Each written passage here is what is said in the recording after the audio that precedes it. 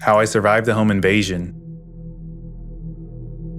This story happened more than 10 years ago, when I was still a student. It has a few graphic details of animal harm and graphic violence, so discretion is advised. A bit of backstory: as with most students, I was always broke and had a few ventures apart from my part-time job to bring me extra money. One of them was house and pet sitting. I've always had love for animals, so when this couple contacted me to ask to house sit for them for the last few days before their return from their overseas trip, as their last sitter had bailed on them, and their 6-month-old golden retriever puppy would be alone, I jumped at the opportunity. The fact they promised to pay me the full 2-week fee for staying there less than a week made it more appealing. Little did I know how bad it would turn out. I got the details, got the keys from the agent, and headed over to the house, as it was already after 5 p.m. and almost dark, as it was early spring. I go to the house, which was a really nice place, but it bordered a not-so-good area that was still prone to crime. House break-ins, robberies, etc. It didn't bother me much, because nothing will happen to me. I know, young and naive. The first 4 nights went without a hitch, watching movies, jacuzzi, and generally enjoying myself. The owners would have returned on the 5th day, fairly late at night. I went over to check on the doggo. I got a call from them at around 10 p.m. saying that their flight got delayed. They're going to stay in a hotel and do the 3.5-hour drive back the following morning, and asked if I could sleep there again that night, which was fine. I was already there and had my overnight bag still in my car. Called my dad to let him know the plans, as I was still staying with my parents, and he specifically asked what the address was. Normally I didn't give him details like that, because I was old enough to look after myself. I still believe to this day that probably saved my life. I eventually go to bed at about 1 a.m., and it felt like I had only gotten 5 minutes of sleep when I was awoken to the window breaking, and I could hear movement and what sounded like footsteps running down the hallway.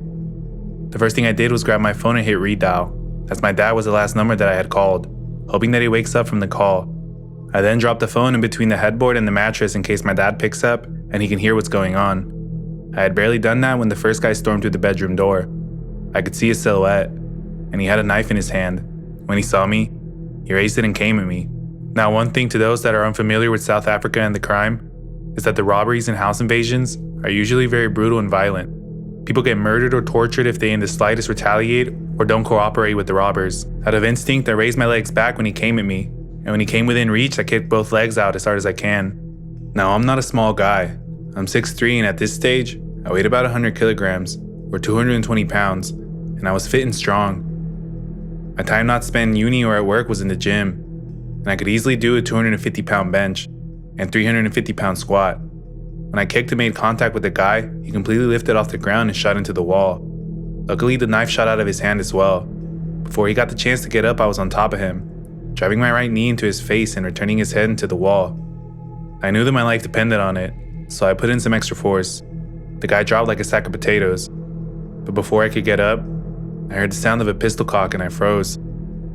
It felt like all the blood drained from my body and I became just numb. I remember the only thing that went through my head was that if he shot me, I would rather die than be disabled or dependent on other people that would have to take care of me. He stood like that with the pistol against my head for what felt like hours, but was probably less than 10 seconds.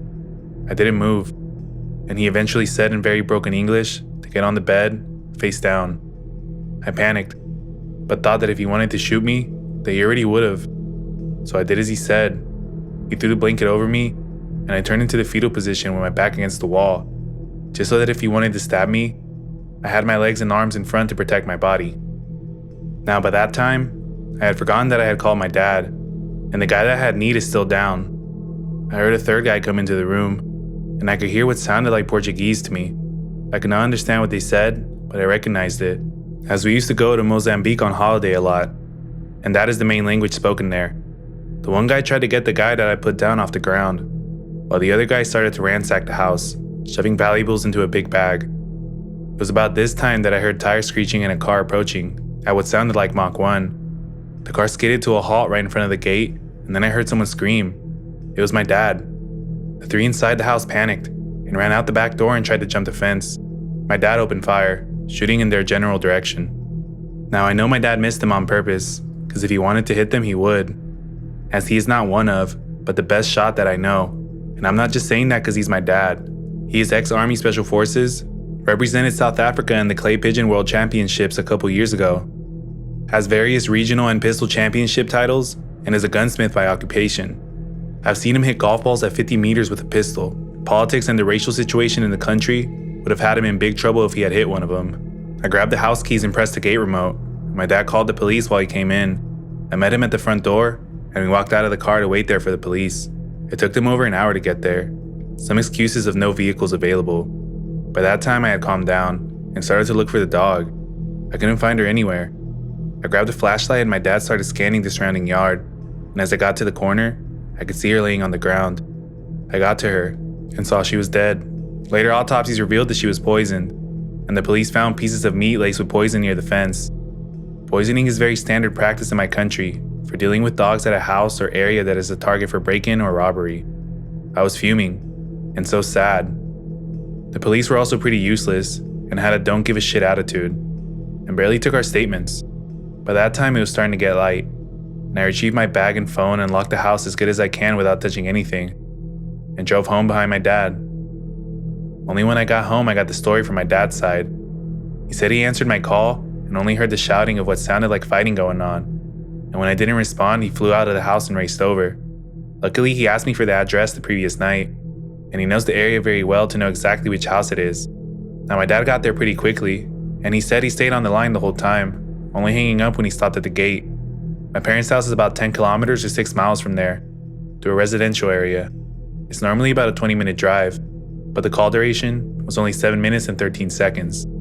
I met the detective there later that day, gave my statement, they looked at fingerprints, etc., and the owners got back about the same time. The rest of the day was a blur, as I came down from the shock and adrenaline. Now that isn't where the story ends. About 7 to 8 months later, I got a call from the detective telling me that they caught the guys, and I have to come to a lineup to point them out. I specifically told her that I didn't see any of their faces, as it was dark, and after the guy held the gun against my head, I was under the blanket and didn't see anything.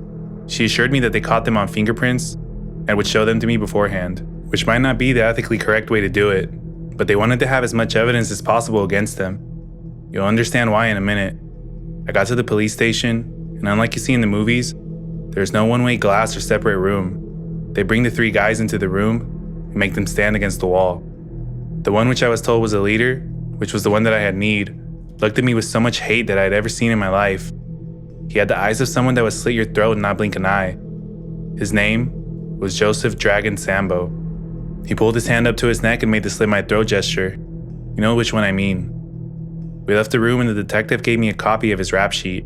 Amongst others, 4 counts of murder, I think 9 to 5 attempted murders, multiple assaults, aggravated assaults, over 100 house break-ins or robberies, and rape. I was shocked. The detective told me that had I not taken him out first that night, I would have definitely not gotten away so lightly. Now, this is also not where the story ends. 3 days later, I get another call from the detective saying that I should be careful as he had escaped custody and they have not caught him yet. I wasn't worried too much as the robbery wasn't at my house and I had changed cars, so he probably couldn't find me. Also, I got my firearm license and carried my pistol on me 24/7. I didn't hear anything after that until about 2 years later when I saw the detective in the grocery shop. We started talking about the case and she told me that he was killed during a home invasion. He broke into the wrong house and the owner was waiting for him, pistol in hand, shot him 1 in the stomach and 1 in the neck. And thanks to the slow response of the emergency services and police, he bled out on the guy's living room floor, ridding society of a piece of human garbage. I want to add a bit of info to this. All 3 were caught by the Mozambican nationals, undocumented and no fingerprints or IDs in the system, essentially illegal immigrants. And it is the opinion in South Africa that more than 70% of all violent crime is done by illegal immigrants, mainly Mozambican, Zimbabwean, and Nigerian descent.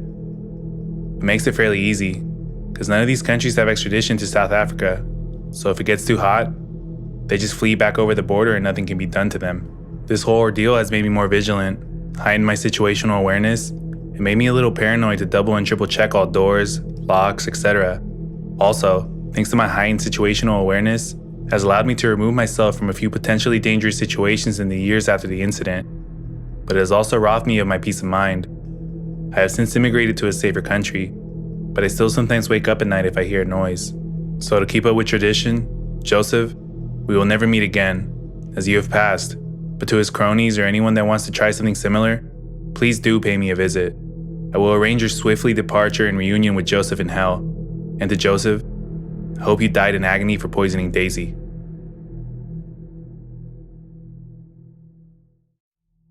The girl wouldn't stop laughing when she climbed out of the trees and tried to break into my car at 4 a.m. Almost a year ago, I was an opener at a resort, clocking in before 5 a.m. each day. The resort is located inside of an affluent neighborhood in a very wealthy town/suburb. Employees had to park in one of 2 parking lots at either ends of the property, and the lot I chose was adjacent to a long, windy road outside of the resort, which led to the rest of the neighborhood. The road and resort were separated by a short range of brush and trees that no one ever walked through. I had arrived one morning per usual and put the car into park with my headlights still on. The lights in the lot weren't ever on in the morning, since no one ever really showed up before 6 a.m. when the sun was out, so it was usually always dark at the start of my walk, save for security. I was one of the first employees to arrive on the property each morning and was always completely alone in this particular parking lot at this time. This morning didn't seem any different. I had my hand literally at my keys, my brain in the process of turning off my car, when I noticed a young girl, maybe 14 or 15 years old, come scampering through the span of trees that separates the resort from the outside road. She was directly in front of my car, and my headlights illuminated a clear view of her in the pitch black. She looked like she was in high school, had long blonde hair, and was wearing a jacket with pajamas maybe, like she just walked out of a house. One thing about her that bothered me was that she wouldn't stop laughing and smiling. I could hear her laughing from outside the car, but she was visually giggling at something I wasn't aware or couldn't see, and it was so unnatural. She occasionally glanced behind her as if someone else was there waiting away from the headlights. She then waved at me like it were a normal gesture at this time, and then immediately ran to my passenger side door. This all happened in a matter of seconds, and I really wasn't sure what was even happening besides my anxiety spiking. I know I simultaneously yanked the aux from my phone to shut whatever song had been playing off, while grabbing for the lock button. I remember feeling panic for never remembering if it's up or down to lock. When the girl began pulling violently and incessantly on the door handle on the passenger side, I realized because I didn't turn my car off, it stayed locked.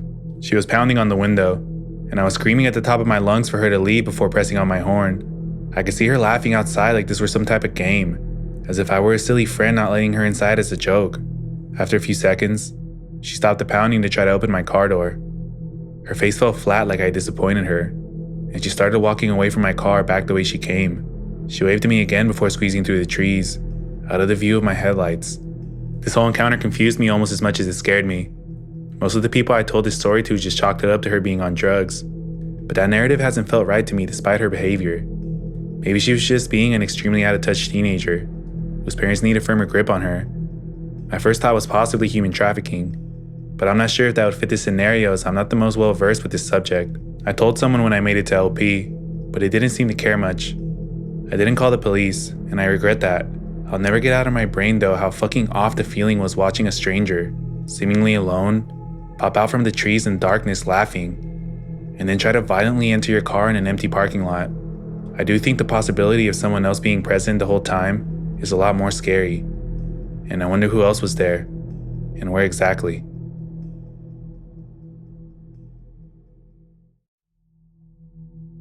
Avoiding abduction. Okay, so I'll preface this by saying that these events happened exactly 20 years ago, pretty much to the day. I'll also mention that this could come across as anticlimactic, as it does not end with a dead body or imprisonment. It is, however, true and as accurate as I can remember it. Sorry if this comes off as rambling at times. So it was not long before my 9th birthday. I was a shy, introverted kid who only had a few friends. Therefore, I was eager to impress them. A few friends are better than none, right? The story involves my closest friend at the time, whose name was Damon. Being so shy, I would never turn up to any parties or social events. I just couldn't face it. But it worried me that this would eventually cause me to lose my few friendships.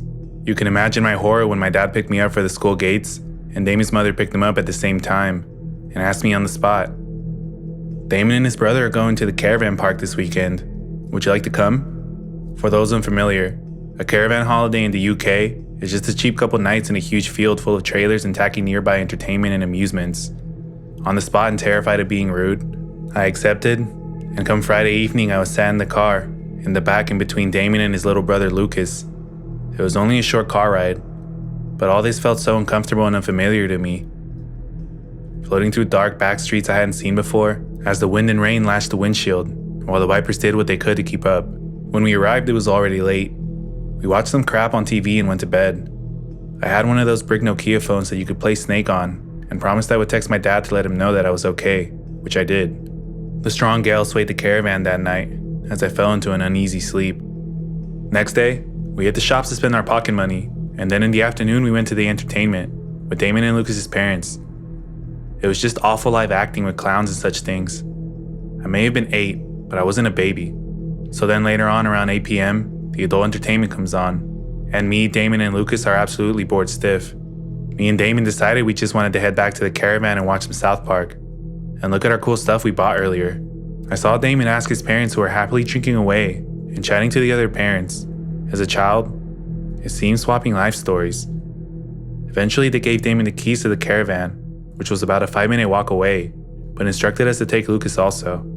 We took the keys and headed out. We walked for about 2 minutes, in the cold and dark, mindlessly chatting about our eyeball rings we bought earlier at the gift shop, saying how they automatically give you a super hard punch. Just super 8-year-old chat, when we noticed that in between the two Caravans, there's a white van, with the back doors wide open. I thought nothing of it. Maybe somebody had just got there and was unloading his stuff. Wrong. As we walk by the van, a guy emerges from the blackness and approaches us very slowly. This was not a normal walk. I remember it being how you would walk in the dark, being careful not to stand on anything. Strangely, we weren't too worried until he actually spoke. He stared at us for a few seconds, but didn't smile or physically acknowledge us. Then he burst out enthusiastic. "Alright boys, can one of you strong lads help me shift this heavy box into the back of my van? I've hurt my back." Now back then, stranger danger wasn't as commonly spoke about as it is today, but I absolutely knew it was not right. His walk, his voice, his eyes, I had a million thoughts in about 10 seconds. What can I do? Call my dad? He's miles away. Scream help? There's no one in these Caravans. They're all at the entertainment. Fight him? Yeah, right. I thought things couldn't get any worse. I was wrong. As me and Damon stood frozen, his younger brother naively says, "Yeah, okay, I'm strong," and starts marching towards this guy who was about 15 feet away from us. I'll never forget his horrid face when he saw Lucas walking towards him. It was like a spider that had caught a fly. I heard Damon let out a broken screech. "Lucas, no!" It is at this point that I'm ashamed to say that I continued walking the way we were originally meant to. And fast. I couldn't watch this. What if he murdered Lucas in front of me? What if he came and grabbed me? The only thing I could do was walk quickly and try to find someone. Anyone who could help. About 10 seconds later, Damon and Lucas came up sprinting behind me and shouted, "Run!" And round we did. Oh, how he ran. I don't know how Damon and Lucas got away. I don't know if the man chased us. I don't know what he wanted with us. But I have a few ideas. As we approached the Caravan, I began to feel semi-rational again. As we catch our breaths, I can remember saying to Damon, "Why couldn't we just run back to the entertainment area to get your parents?" And Damon replied, "What, and run towards him?" It was a good point, but I was too busy trying not to cry to say anything else. As Damon fumbled around with the keys at the Caravan door, for some reason or another, the keys just did not work. We tried all of them, turning them in all directions, pushing and pulling, and hoping, and praying. I can clearly picture in my mind being stood there on that dark night with Damon and Lucas. The key halfway hanging out of the lock, the fear and the confusion, but most of all, I remember Damon looking straight at me and turning bright red with puffy eyes and bursting into tears, because he had realized what I would then realize seconds later. We had to go back. Strangely, Lucas was the only one not crying. I think he was too young to understand the danger we were truly in. After deciding that we were just in as much danger standing there as we would be going back, we headed back toward Damon's parents. I have never ran that fast in the 20 years since then, and I dare to say Damon would say the same. About halfway there, we heard the most disgusting primal wail you can imagine. It was about 5 seconds long, and it sounded like a mixture of anger and pain. We never stopped, just made brief eye contact and kept going. Had the man killed someone? Or was this man screaming because he knew we had got away? We would never know. We burst through the entertainment area doors and sprinted towards Damon's parents, who were blissfully unaware of the horrors that had just occurred. I remember his mother staring at us wide-eyed with her mouth open, and we burst into a flood of tears, half because of the trauma and half because of the relief. I felt so warm and safe. We tried to explain and babble in gibberish, but I'm not sure we got our point across. The next morning I asked to go straight home. I don't truly understand what happened that night. I don't know who he was, what he wanted, or why he screamed. But like I said, I had made my theories, but no one was killed that night at that Caravan park, and nobody else was around to scream.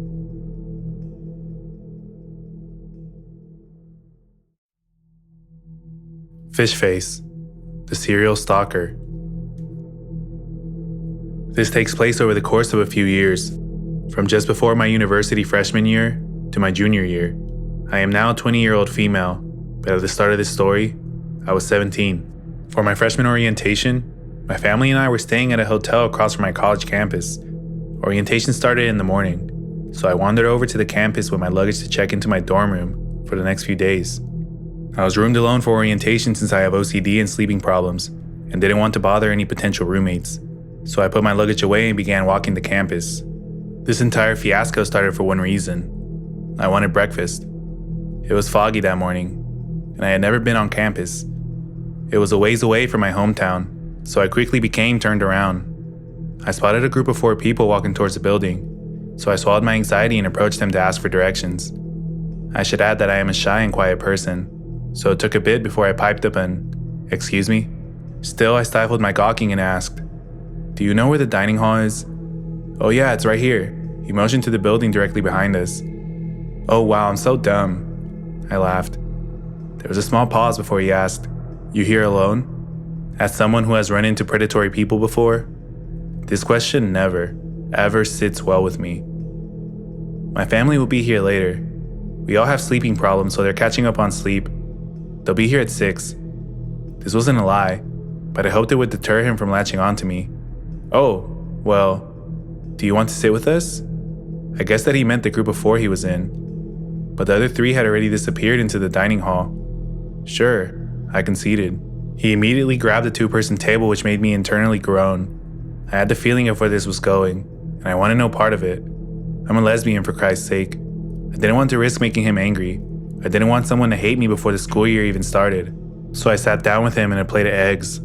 I tried to make conversation, but he kept replying dryly with things like, "Oh, uh-huh," and "mm-hmm." I thought that I had upset FishFace, so I looked up from my plate to see him staring directly at my breast. I'm a 36 double D, so I'm unfortunately used to this. I sighed and backed out my sweater around my chest. Even after this and me slouching, he just kept staring. After this, I didn't want anything to do with him, but I wasn't so lucky. Everywhere I went, he followed. Even if our orientation events were separate, I repeatedly tried to slip away from him, becoming increasingly creeped out by his attempts at flirting. But everywhere I went, there was FishFace. I gave it one last try, slipping away to the library. That's when the messages started. Somehow, FishFace found my Snapchat. I guess that he searched my name. He kept messaging things like, "Where are you? Where did you go?" "I'm at X location." Knowing that he could see that I'd read them, I felt obligated to respond. "Okay, I'll be there soon." This didn't stop with orientation. The beginning of my freshman year was marred with FishFace encounters. Classes, trips to the store, student activities, it didn't matter.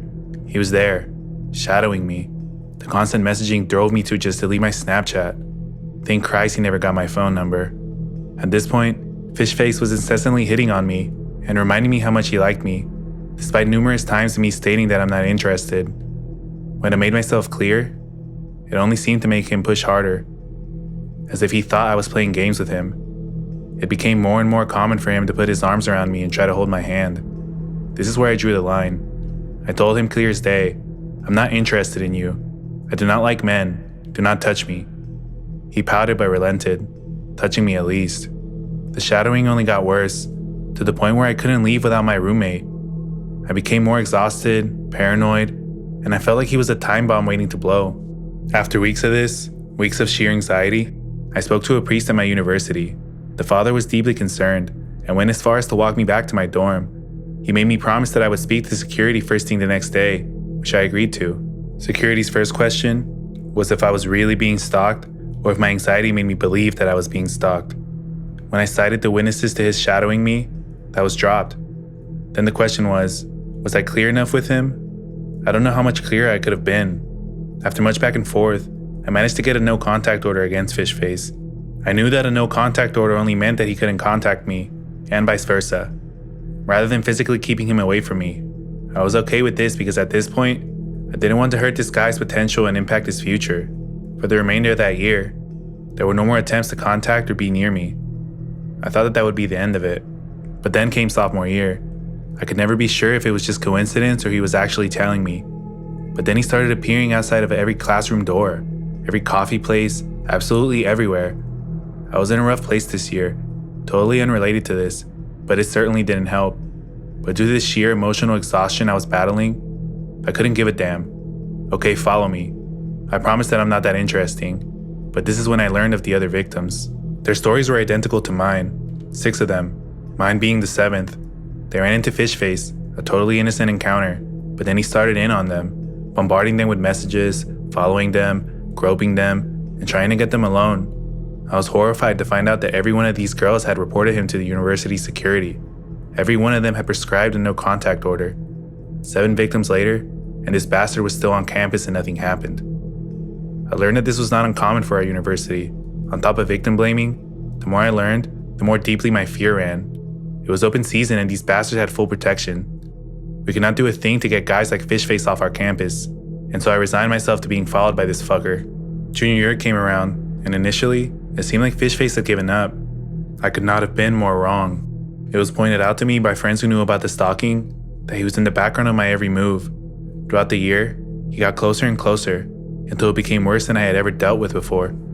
I was a member of Campus Conservationists, and we were selling reusable grocery bags in lieu of our state banning plastic bags.